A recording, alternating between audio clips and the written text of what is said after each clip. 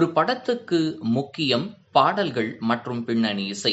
இது எவ்வளவு முக்கியம் என்றால், அந்த படத்தின் வெற்றிக்கு மூல காரணமே அதுதான். ஆம், தமிழ் சினிமாவில் ஒரே இசையமைப்பாளரோடு பல படங்களில் பணியாற்றிய இயக்குனர்கள் குறித்து இந்த தொகுப்பில் காணலாம். வெற்றிமாறன். பொல்லாதவன் படத்தில் துவங்கிய இவர்களின் பயணம் சுமார் 15 வருடங்களாக தொடர்ந்து வருகின்றது.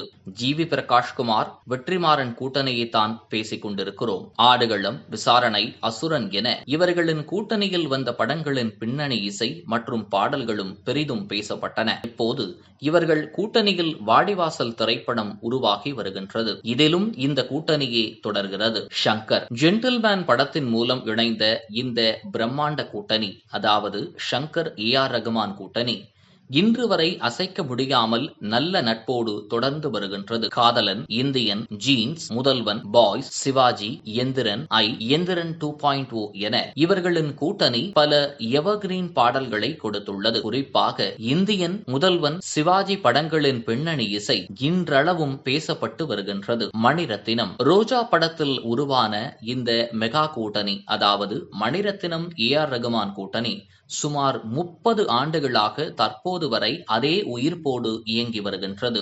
பம்பாய், இருவர், அலைப்பாயுதே, கன்னத்தில் முத்தமிட்டால், ராவணன், கடல், காற்று வெளியிடை, ஓகே கண்மணி, செக்கச் சிவந்த வானம், பொன்னியின் செல்வன் என இவர்களின் கூட்டணி இதுநாள் வரையில் தவிர்க்க முடியாத பல ஹிட் மற்றும் காலம் கடந்து நிற்கும் எவர்கிரீன் பாடல்களை தந்துள்ளது. இதுநாள் வரையில் உடையாமல் 30 ஆண்டுகளை கடந்து பயணித்து வருகின்றது. இதே கூட்டணி தற்போது கமலின் 234வது படத்திலும் தொடர்ந்து இணைந்து பணியாற்றி வருகின்றது.